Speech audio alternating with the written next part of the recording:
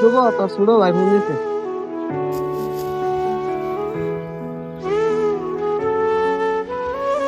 Receive কর, আমরা তো মহিলা।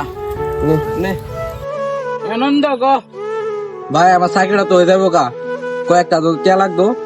কয়টিয়া লাগবো? ভাই লাখখানিক টিয়া লাগবো। একটা চাকরি পাইতে এত টাকা লাগবো? চাকরিটাও ভালো, বেতনও ভালো, তাই এই চাকরিটা ঘুষ দেওয়ার চেষ্টা করতেছি। আচ্ছা তুই চিন্তা করিস না, আমি ব্যবস্থা করতেছি।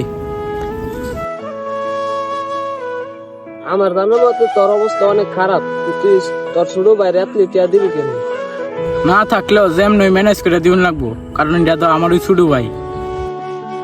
বেকালের মতো কথা কইলি, এই যুগে বাইরে বাইরে দেখে রে, তুই আজকা তোর বাইরে টিয়া দিবি, কয়দিন পরে তোর বাইর চিন্তা না তোর।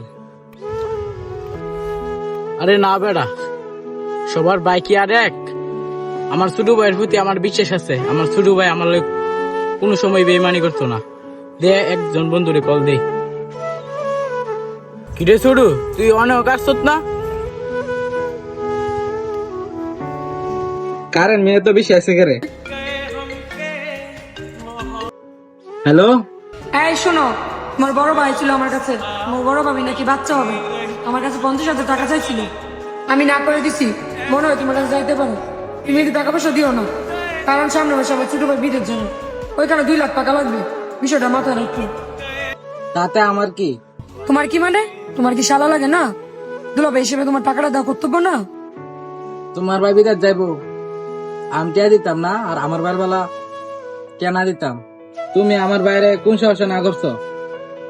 তোমার বাইরে আমি টিয়া দিব নাকি না দিব এটা আমার ব্যাপার, তুমি কেন কেন কথা কইতা?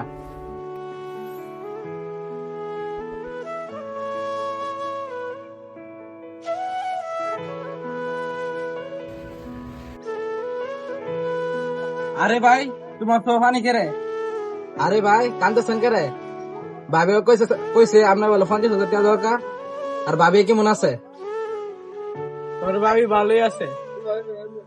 রাস্তাঘাটে শূন্য বেড়াইছি ভাইয়ের শত্রু নাকি ভাই, কিন্তু আমি কই বেড়াইছি ভাইয়ের শত্রু ভাই না, ভাইয়ের জন্যই ভাই। আমি সবসময় সবার কয়ে বেড়াতাম ভাইয়ের জন্য ভাই।